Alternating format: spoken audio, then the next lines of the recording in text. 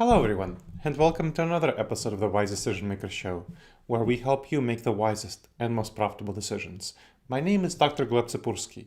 I'm the CEO of Disaster Avoidance Experts, the future of work consultancy that sponsors the Wise Decision Maker Show. And today I'll share with you about hybrid work guidelines, and specifically how few companies actually have clear, good policies for hybrid work guidelines. Now, why are they important? Well, they provide a clear expectation for employees to navigate the world of hybrid work.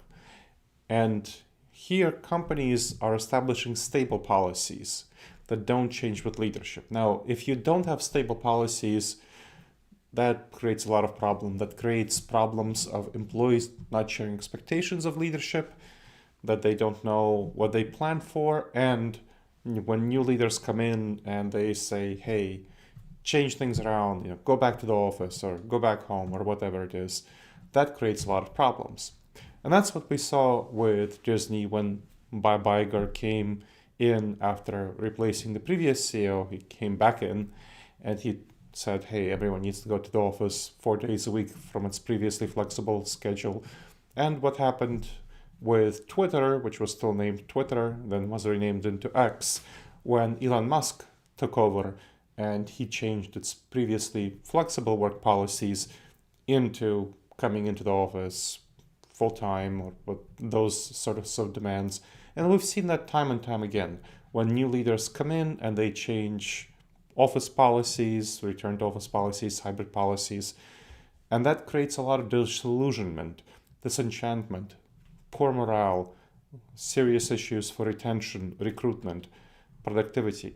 So this is not something you want to see happen with just new leaders coming in and completely changing things around.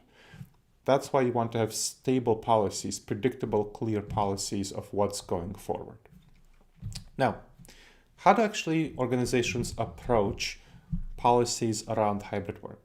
So Mercer, which is an HR organization consulting firm, found that in a survey of 749 organizations, 48%, just about half, they rely on informal, ambiguous guidelines.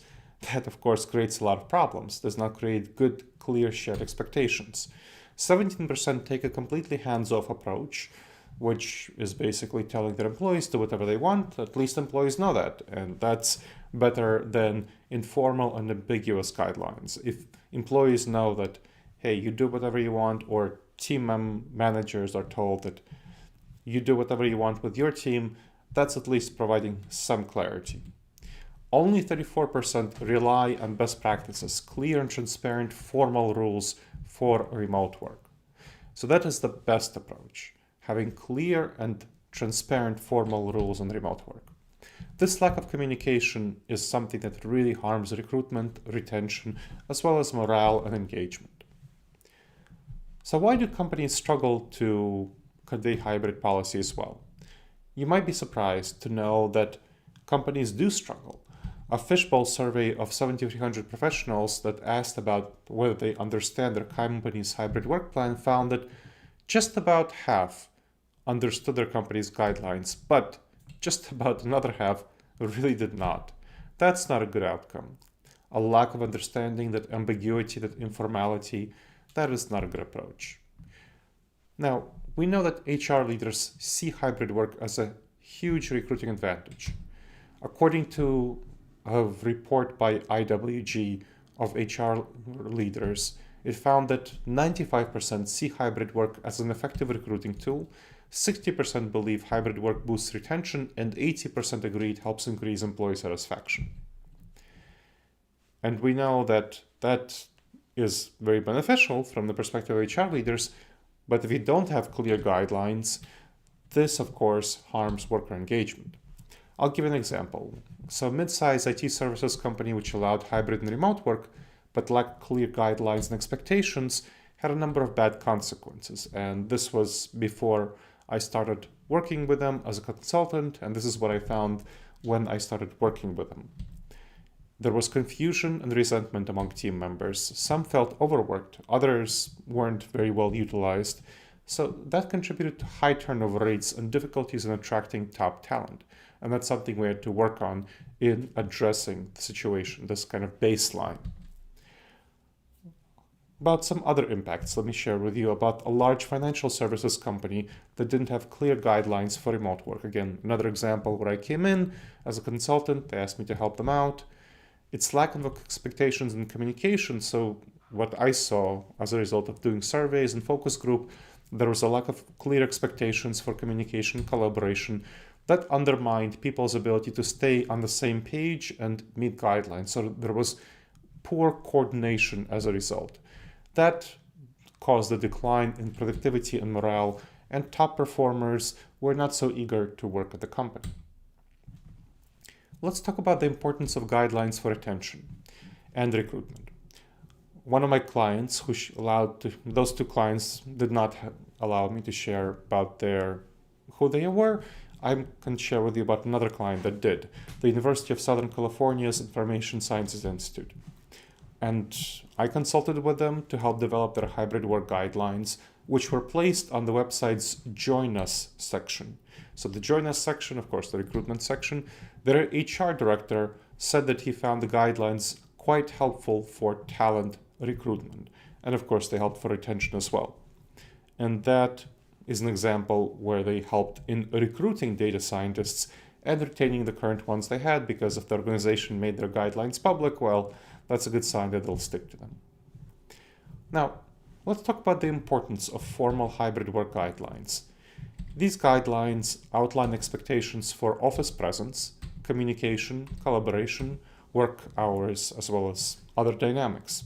So these communication guidelines, for example, help ensure that everyone is on the same page with regular check-ins, virtual team meetings, what you actually do, some of these best practices. How about collaboration? What kind of collaboration tools do you use? What kind of video conferencing tools do you use? What kind of project management tools do you use? Information Sciences Institute, for example, used everything under the sun, and then we worked on standardizing those and helping them figure out tools that they would be using in a more clear manner that other people across the organization can share. And you want to train staff on how to use them, to set some expectations for availability and teamwork. When are you available? What kind of teamwork is involved in doing your various activities? And consider various guidelines for work hours to avoid the pressure on staff being constantly available. So for example, you could say something like, well, your general work hours are going to be from anywhere from 8 a.m. to 6 p.m. when this is the time when people might be expecting you to collaborate, but the 8 a.m. to 10 a.m. might be focus time, and so might be 3 p.m. to 6 p.m. That's when you'll work on your individual tasks. And the other times are going to be times when you work in collaboration. And of course, that's 8 a.m. to 6 p.m. You can also do various house chores and other things that you could fit during those time slots. But from 10 a.m. to 3 p.m., you'll be available for collaboration, internal meetings, quick email exchanges, and so on. Otherwise, there's going to be constant pressure on staff to be fully available, and that leads to burnout and resentment and reduced productivity, which harms retention, of course. Something that you want to think about is setting a way when you're sending an email. If you happen to be working past hours or on weekends, you can set emails to be scheduled for the next working day so that people don't feel like, oh, if my colleagues or my bosses are working in the evenings, I need to be responding to them. So this lack of clear guidelines for engagement, it actually harms staff engagement with their work. And so think about strategies for fostering engagement, like virtual team building activities and regular communication from leaders, which would actually help foster engagement, improve engagement in your team. Make sure that the guidelines are adaptable, so they should be flexible. They shouldn't just be set it and forget it. Make sure to evaluate how well they're working, review them, update them regularly to reflect the best practices that are changing, and we're finding new things, and changing employee needs. Make sure to involve employees in creating your hybrid work guidelines. This can help in a number of ways. You'll tailor your guidelines to organization-specific needs and team-specific needs. There should be organization-wide guidelines, but also each team should have its team-level agreements. And it helps create staff buy-in for the guidelines, which helps provide commitment. So then you want to provide training and resources and guidelines after creating them. Create the guidelines and provide some training on them and resources around them. All right, everyone.